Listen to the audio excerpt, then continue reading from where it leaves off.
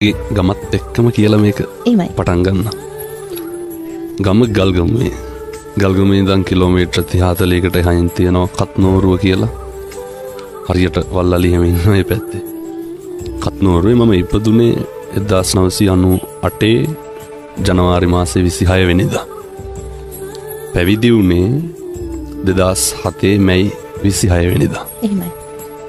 පැවිදි වෙනකොට මට වයස අවුරුදු 9යි. ඉස්කෝලේ ගියේ කුඩා කත්නෝරුව සිද්ධාර්ථ විද්‍යාලයට. ගෙදර ගාව ඉඳන් බොහොම පොඩි දුරක් ගමේ ඉස්කෝලේ. ගමේ ඉස්කෝලෙන් මූලික අධ්‍යාපනය ලැබලා ඔය නිකවරටියේ තියෙනවා පිරිවනක් සමදරාපිටිය ශ්‍රීපාලිත විද්‍යායතනය කියලා. එහෙමයි. බොහොම කීර්තිමත් ආයතනයක්. දහස් ගාණක් පොඩි හාමුදුරුවෝ ශිෂ්‍යෝ ඉගෙන ගත්ත තැන. ශිෂ්‍යයා විදිහට මම එතෙන්ට 2007 මැයි 26 පැවිදි වෙලා ඇවිල්ලා මූලික අධ්‍යාපන කටයුතු හදාරලා උසස් පෙළ ලියලා විශ්වවිද්‍යාල අධ්‍යාපනයට මම ගියා පේරාදෙණිය විශ්වවිද්‍යාලයට. එහෙමයි. පේරාදෙණිය විශ්වවිද්‍යාලයෙන් මූලික උපාධිය හදාරලා කැලණි විශ්වවිද්‍යාලයෙන් පශ්චාත් උපාධිය හැදෑරුවා. මම දිල්ලි විශ්වවිද්‍යාලයට සම්බන්ධ වුණා. ඊට පස්සේ ඔය කටයුතු කරගත්තාම ජීවිතේ පොඩි හැරවුමක් තියෙනවා. මම අර 2007 ශිෂ්‍යෙක් විදිහට ඇතුළත් වෙච්ච පිරිවෙනේ විද්‍යායතනයේ පරිවෙනාධිපති විදිහට මගේ පළවෙනි පත්වීම මම බාර ගන්නවා 2023 සැප්තැම්බර් 27 වෙනිදා. එහෙමයි. ගුරුවරයෙක් විදිහට නෙමෙයි මගේ පළවෙනි පත්වීම වෙන්නේ ප්‍රධානිය ආයතන ප්‍රධානියා විදිහට.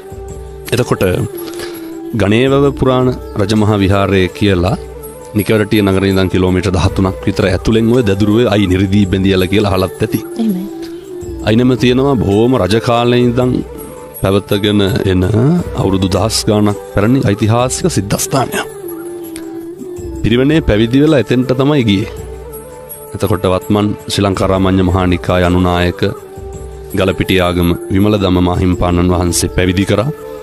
ගලපිටිය ආගම වජිරවංශ ගෞරවනීය ලොකු හාමුදුරුවන් වහන්සේ විසින් ජීවිතේ හරි ගස්සලා දුන්නා. ආතිගම්මන උත්තරානන්ද හාමුදුරුවෝ එහෙම. එතන තමයි අවුරුදු දැන් 18ක් විතර ජීවිතේ සියලු කටයුතු හැඩගස්වගෙන පෙළගස්වගෙන කරන්නේ. එහෙමයි. මේ ධර්මදේශනා කටයුතු සඳහා එළඹෙන්න මූලිකම කාරණය තමයි පවුලේ ඉන්නේ මමයි අපේ අයියයි විතරයි. ඔය කට්ටියම දන්නවා අපේ අයියා පහුගිය දවස්වල අන්තරා වුණා. මේ ලංකාවේ බොහොම ප්‍රසිද්ධ නාලිකාවක මම ඉස්සරළම ධර්මදේශනාවක් පැවැත්වුවේ ජාතික රූපවාහිනියේනේ. එහෙමයි. අපේ අයියා තමයි මාව එක් කරගෙන යන්නේ. අයියාගේ අඳුරුම්කමට සම්බන්ධකමට දැන් එතකොට මේ ලෝකයක් බනහන්නේ කාට පින් සිද්ධ වෙන්නද? අයියාට පින් සිද්ධ වෙන්න. අයියා තමයි මේ ලෝකයට දහම් පණිවිඩය බෙදන්න අවශ්‍ය මාවත හරි ගස්සලා දුන්නේ. ඒවා අහම්බේ. එක ධර්මදේශනාවක් පැවැත්වුවාට පස්සේ අයියාගේ ඌමනාවට ඔය අසංක කියලා බොහොම අඳුරන හිතවත් සත්පුරුෂයෙක්. ඒ අපේ මහත්මයා. ඒ ධර්මදේශනාවෙන් තමයි මුළු ලෝකයක් ධර්ම ශ්‍රවණයට මගෙන් ඉඩකඩ හදාගත්තේ. එහෙමයි. කොච්චරද කියනවා නම් ඒ ආරම්භයේ තරම ලෝකේ විවිධ රටවලින් දේශනාවලට ආරාධනා කරනවා. 2027 මාර්තු වෙනකම් පන්සලට මිනිස්සු ඇවිල්ලා බණ බාර ගන්න තියෙනවා. එහෙමයි. මේ මම බාර අරගෙන නෙමෙයි පන්සලේ පොතක් තියෙනවා නැති වෙලාවට ඇවිල්ලා ලියලා ගිහින් තිනවා. දැන් 2026 අවුරුද්ද සම්පූර්ණයෙන්ම පිරීලා 2027 වෙනකම්. එතකොට එක මාසයකට එක රටකට වැඩියත් අවුරුද්දක ඉඩකඩ මදි වෙනවා. මේකේ මේ කාරණා සියල්ලම විශ්මතු කරන්නේ සනරාමර සෙවන හොඳට ගැලපෙනවා මේකට. ඇයි මෙච්චර මිනිස්සු බනහන්නේ? ඇයි මෙච්චර මිනිස්සු මේක තරුණ උදවිය විශේෂයෙන් පුදුම විදිහට මේක හොයාගෙන යනවන්නේ. එහෙමයි. පහුගිය දවස්වල කුරුවිට පෙත්තාවිල ධර්මදේශනාවකට වැඩිය මම දැකලා තියෙන්නේ මියුසිකල් ෂෝ වල විතරයි තරුණයෝ හිටගෙන ඉන්නවා පැය ගණන්. එහෙමයි. පැය දෙකක් විතර පොද වැස්සේ මේ තරුණ මහත්තුරු ඒ තරුණ ළමයි දඩබ්බර වයසනේ හිටගෙන ඉන්නවා දහස් ගාණක් පාරේ. මොකටද? බනහන්න. එතකොට දැන් තරුණයන්ගේ වැරද්දක් තියනවද? නැහැ. එතකොට මොකටද මිනිස්සු මෙච්චර පොරකකා දින ඉල්ලන්නේ? මිනිස්සුන්ට බණ අහන්න. මිනිස්සු අවුරුදු ගණන් බලාගෙන ඉන්නේ මම එනකම් බණක් අහන්න. එතකොට පින්නතුනේ අපිට හැඟෙනවා තේරුම් යනවා මිනිස්සුන්ට බණ අහන්න ඕනේ. ඒකෙන් පැහැදිලි වෙන කාරණේ තමයි මිනිස්සු පිච්චෙනවා. එහෙමයි. මිනිස්සු ගැටලු වල ඉන්නේ. මිනිස්සු හරි ආතතියෙන් මිනිස්සු හරි පීඩණයෙන් ඉන්නේ. ඒ ආතතිය සහ පීඩනය මත මිනිස්සුන්ගේ භාවයන් ක්‍රියාත්මක වීමත් එක්ක හොඳ නරක තීරණය වෙනවා මිසක් කල් මිනිස්සුන්ගේ වැරද්දක් නැහැ. ෆොටෝ එකක් වුණත් ලස්සන අර රැන්ඩම් කියනව නේද? අනුත්සාහකව කෙරෙන දේවල් අර ජීවිත පරිඥානයත් එක්ක ගලපනකොට ඒක හරි ආකර්ශනීයයි.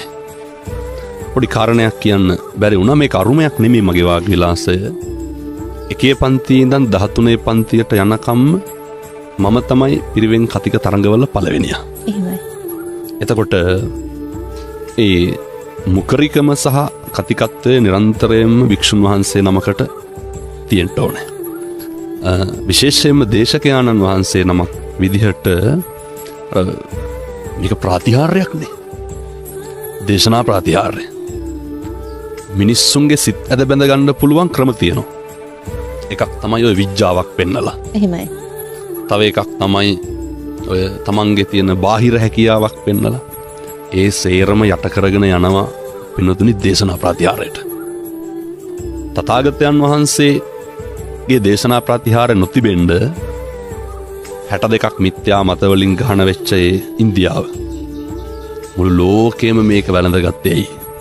මූලිකව කියන කරුණු මිනිස්සුන්ට බොහොම සරලව තේරුම් යන්නට තථාගතයන් වහන්සේගේ තිබ්බ දේශනා විලාස ක්‍රම අතරින් උන්වහන්සේගේ ශ්‍රාවක පුත්‍රයන් වහන්සේලා හැටියට භික්ෂුන් වහන්සේලා වන අපිට හදාගන්න උත්සාහ කරන්න ඕනේ. නමුත් අනුත්සාහක වෙනවා නම් ඒක හරි අපූර්වයි. අල්ප මාත්‍රයක් හෝ වේවා අප්‍රමාණ කරුණාවකින් මේ කාරණා කියනවනම් එහෙමයි. අයකට අර කියන්නේ අවංකකම කියන එක තියෙන්න ඕනේ. ඕක හදාගත්තේ කොහොමද? මිනිස්සු ගොඩක් අහනවානේ නේ හාමුදුරු බණ කියන්න සල්ලි ගන්නවා කියලානේ. එහෙමයි. මම කවදාවත් ධර්මදේශනාවකට මිලක් නියම කරලා නැහැ. එතකොට කියයි ඒක නුගත්තට වාහනේ හයර් එක ගන්නවනේ කියලා. නෑ මිනිස්සු එහෙමයි. එහෙමයි. අපි තමයි කියන්නේ දුර බලලා අපේ රියදුරු මහත්තයා කියන්නේ ඒකට ගැළපෙන ප්‍රමාණයක් දෙන්න කියලා. ඒකට උචිත මුදලක් නියම කරන්න. එතකොට මේ මිනිස්සු දැනගන්න ඕන කාරණා මේ ලාභ පුද්ගලික ලාභ ප්‍රයෝජන මත ධර්මදේශනා නොකිරීම ඒකාතක ආශ්චර්යයක්. මේක මිනිස්සු වැළඳ ගැනීම. මොකද මිනිස්සු බලනවා හැම වෙලේම රහාමුද්රු උසාවි වල නඩු කතා කරන්න ලෝයස්ලා අරගෙන යන්නේ. එහෙමයි. සල්ලි දීලා ලෝය කෙනෙක් ගන්නවා. නඩුව කතා කරලා ඉවරුනාට පස්සේ ඒක ඉවරයි නැතනේ. එතන ඉවරයි. බණ කියන ඒවා එහෙම වෙලා බෑ. ඒක අර හාමුදුරු කෙනෙක් සල්ලි දීලා අරගෙන ගිහිල්ලා බණක් කියවනවා ඒක සමානයි අර ලෝය කෙනෙක් අරගෙන ගිහිල්ලා නඩුව කතා කරලා යන එකට.